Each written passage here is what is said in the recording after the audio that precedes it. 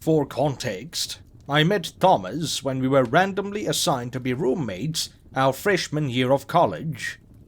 Nothing seemed to be off with him back then. Yeah, he was out a lot and came back late at night, but I always figured he was just having fun with friends. It's not like I wasn't doing the same. We had 4 semesters of living on campus. 2 years. In that time, he never struck me as particularly eccentric. Maybe a few little things, like how he never put any food in our mini-fridge, but nothing that warranted genuine concern. It wasn't until we moved into an apartment that things started to become strange. I moved in about a week after he did, a few days before classes were going to start. I was supposed to come in at the same time, but my aunt died, and I needed to help my dad with some aftermath there. It would have kept me longer had the start of the semester not snuck up, but that's besides the point. We viewed the apartment together initially, and it was a pretty nice, cozy place. Not exactly modern, but sure as hell cheap enough to make it worth it without said price being shady. Neither of us were bothered.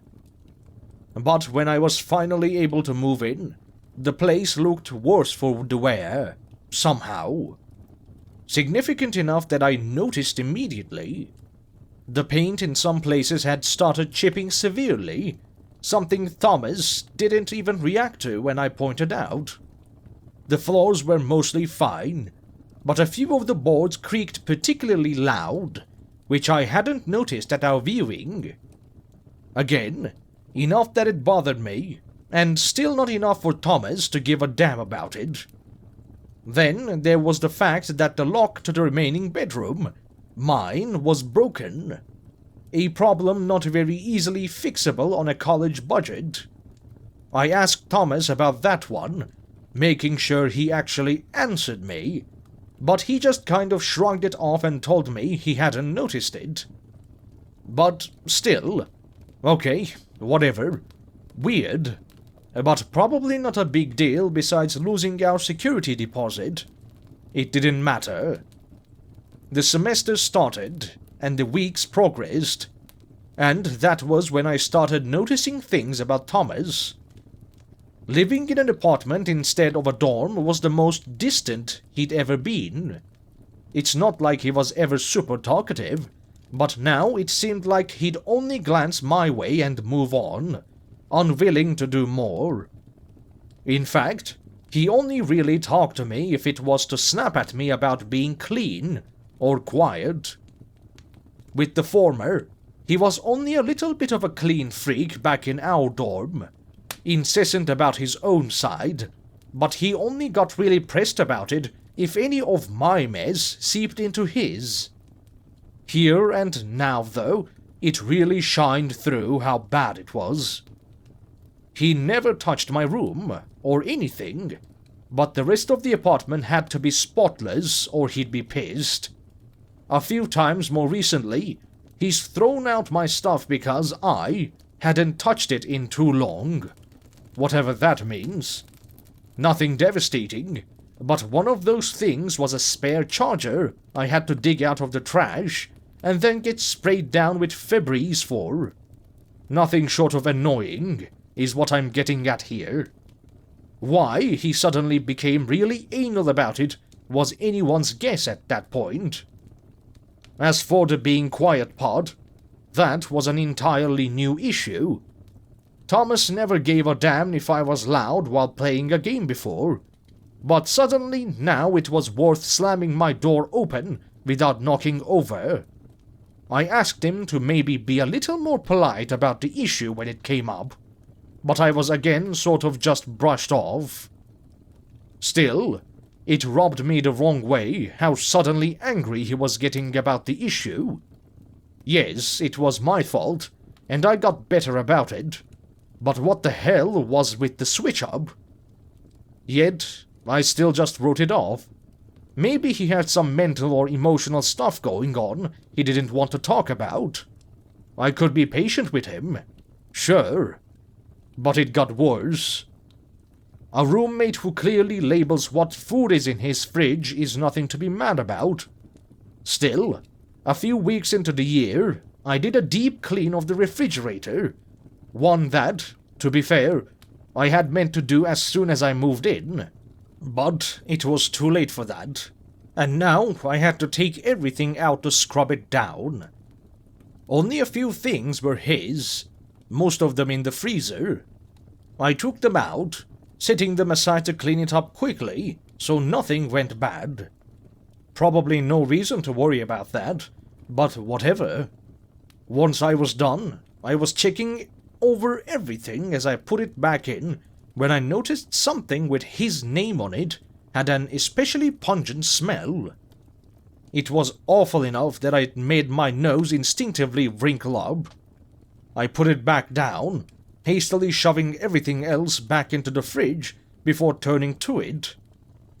Nothing really weird, just a piece of meat in tight saran wrap that looked to be still a little bloody. Frowning, I started unwrapping it to make sure Thomas hadn't put rotten meat in the freezer. The odor only got more foul as I did. It was a smell difficult to describe, though it was what I was worried about. It didn't smell like rotting meat. It just smelled like death. Before I actually unwrapped the whole thing, it had a lot of layers, something I only questioned after the fact.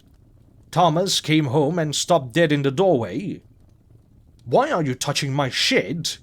He stormed over after a second, snatching the meat off the table and immediately starting to rewrap it. His hands were shaking. "It smells disgusting, man," I told him, stepping back a little. I wanted to check it wasn't rotten. "It's not. I'm on a diet," he snapped. "Don't take my food." "I wasn't taking it," I hissed back. "Don't touch it." Thomas stuffed the meat back into the freezer at that, then swiftly retreated to his room, barely opening the door and sliding through, leaving me to scrub my hands of that horrible stench. It was then that I really got suspicious of Thomas. The other weird things layered onto that incident that made me start observing him closer. I wasn't trying to stalk my roommate by any means, but looking past the surface made me notice some more things. How half the creaking boards were in front of his room. How he always slipped into his room like he was hiding something in there. That most of his labeled food had that same disgusting odor of death when I checked. Well, sniff tested them. After the first time I was a little scared to unwrap another one. Maybe it was stupid, but I'd read online somewhere that a reason for creaking floorboards could be that they had recently been lifted up. So another little investigation started. This one intentional. When Thomas left for class, I started checking under the boards, and it wasn't long before I turned up something. A handsaw. Off-putting thing to be hidden under my feet, to say the least. It looked pretty well worn. Clean, but used. Aside from the saw, lifting the board let me see a mysterious reddish-brown blotch stained into the underside of it. That was enough for me to put the board back and stop thinking about it for now. At least, until I could come up with a plan. I had a film major buddy, and I managed to convince him to let me use an old video camera of his for science. I hid it in a plant and aimed it at the door to Thomas's bedroom at leg level. Set up to stay at said friend's for the night, and then let it play out. In hindsight, a mediocre video camera was a really shitty pick for this, but it did the job enough. I didn't get a live feed or anything, and I was left to wallow in anxiety the whole night. But when I got back while Thomas was out the next day, I could dig the camera out and watch what it showed me. After charging it anyway. It caught 8 hours of footage before dying. Most of it was nothing. which I sped through until Thomas was suddenly pulling up the floorboard. I jumped back and let the video play.